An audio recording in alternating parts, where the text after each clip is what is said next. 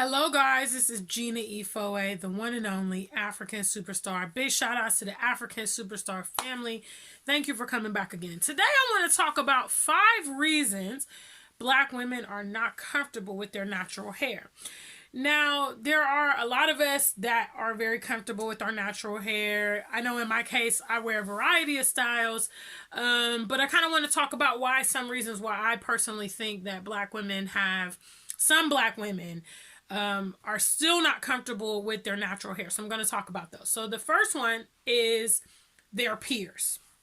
They don't want to have to deal with the backlash from their family, their friends, especially if they've previously always worn their hair. Maybe they've worn it relaxed, maybe they've worn it straightened, maybe they've worn weaves or, protective styles. I personally know there are some people in my family that don't really like my afro. I know my mom, for instance, thinks that I should straighten it or do some kind of style. She really doesn't love when I wear it in this natural afro.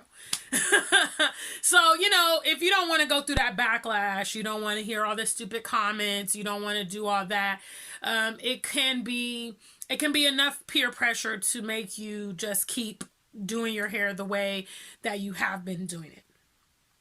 The next topic I want to talk about is professional backlash. Okay. For people that are in a professional environment, this is very, very real. A lot of places do not look at our natural hair as a suitable style for hair, for the workplace. So we've seen across the news several people going through this, people being reprimanded, students being, told they can't come to school, or they have to cut their dreadlocks, or they have to do their hair in some kind of appropriate style. It's very, very real. So depending on who the person is, who the woman is, and either her aspirations of her career or the current position that she's in, she may not feel comfortable or even be permitted to wear her hair natural. When we look at Black women that are kind of on the top of the totem pole, and I do know it is changing to a degree. We are seeing a lot more natural hair represented through the media, but still, this is still a relatively new thing. I'd say within the last, 5 to 7 years, we've started seeing more representation in the mainstream media. Before that, all the Black girls we saw had straight hair, and then there were a couple of them that were braided. You know what I'm saying? But the majority of them, they were all wearing relaxed styles, unless they were mixed race, and then they would have the curly afro type look. So professional backlash is my number 4 point. Number 3 is ignorance of care. I've seen a lot of Black women talk about, it takes so much time, it takes a lot of maintenance. In my opinion, it really doesn't take that much more than normal hair. You know what I'm saying? You kind of just get adjusted to it. You get adjusted to washing your hair once a week, twisting it, or plaiting it at night. You make sure you have the right products. I have a very low maintenance hair care regimen. So I find that actually having my natural hair is much easier for me to maintain than when I was having my hair braided constantly, or even when I had a sew-in weave. I would have to straighten my hair every day. I had to make sure my tracks were covered up. With braids, they're constant. My hair grows really fast. So it's every couple weeks, I got to get my braids redone. You know what I'm saying? Because I can't stand when they get all frizzy and stuff at the root, and then I have a very dry scalp, so I get flakes in my hair and all these kind of things. It's way more convenient for me to do my hair. You know what I'm saying? It's way more convenient for me to do natural styles. Like I said, I do a variety of styles. I change it up quite a bit, but I do love my afro, and I'm doing a fro hawk right now.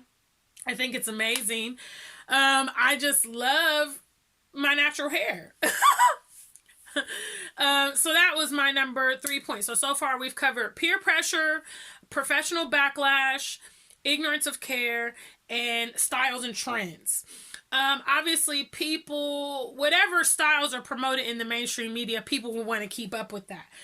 A lot of women in the mainstream media are wearing non-natural styles. You know, the hair weave is big. It's huge. You have a lot of women wearing, you know, long Brazilian hair, 24 inches. You know, you got Beyonce out there. You got like the housewives. You got Nicki Minaj. You got Cardi B. You know, all these people kind of portray that whole look. And so therefore, women that are on trend, they want to do the hot hairstyle. It's no different than, you know, during the 60s or 70s, people wore afros because that was the in style. When you go back and look at media at that time, you see people wearing afros. You even see white people wearing afros. So styles and trends dictate what people like to do with their hair. You know, so that's my fourth point. And my number one point, okay, this one is the one that I think is colossal. And that is black men. Black men have a huge input on this subject because naturally as women, we want to be appealing to our men. So whatever we feel, black men like, or whatever we see them with, you know, so say for instance, there's somebody who you admire, somebody you like, or someone you're attracted to. And you see this person, which, you know, we constantly see in the media, black men with non-black women. You know, there are a lot of brothers that are with the sisters. Big shout outs to you. You know what I'm saying? There's a lot of brothers, Will Smith, LeBron James, Denzel Washington. You know, there's so many, countless black couples out there, and big shout outs. I don't want to omit them. We do have a lot of black men that are dating outside. So obviously black women will kind of want to model themselves after whatever is portrayed. When they see black men with these women with the long flowing hair or the hair weaves or whatever, that is what will influence them to, you know, maybe go with that style. And also if their man is not receptive to natural hair, you know, we want to be pleasing to our man. So if your man says, I don't like it when you wear the afro, that's not really encouraging. If your man says, I love your afro. I, you know, have dated people in the past that absolutely love my natural hair. It's such a like turn on to them. And that would encourage me to make sure, you know, I keep that in mind, and I make sure I'm wearing my hair natural when we're going to meet up or we're going out for dates and things like that. So black men may not know it, but they are a huge part of this. I encourage black males that want to see natural hair to be very suggestive and complimentary to the women in your lives when they are wearing their natural hair. That will encourage them to do it more often if there's someone who has been struggling with the concept. You know, there's nothing worse than taking your hair down and then someone being negative to you and say, oh, I don't like that afro. I hate it. I wish you would straighten your hair. I wish you would, you know, when are you going to put your weave back on, or when are you going to put your wig back on? So brothers, don't omit your portion in this. Black women have a role, but our men are very essential. You know, we love you guys. We care about you. We want to be pleasing and attractive and things like that. So black men have to learn the art of being complimentary to their women or to women in the community to promote natural hair. You know, we're all dealing with our issues, and a lot of people are trying to sort through those things, and that can only be beneficial and always be helpful. I know when I go to the motherland, men love natural hair. African men love natural hair, and it's so encouraging, you know. So anyway, thank you guys. I hope you enjoyed my, you know, my thoughts on this subject. If you're not a member of our channel, make sure that you subscribe. Until we meet again, stay black and true. If you ain't black, just stay true.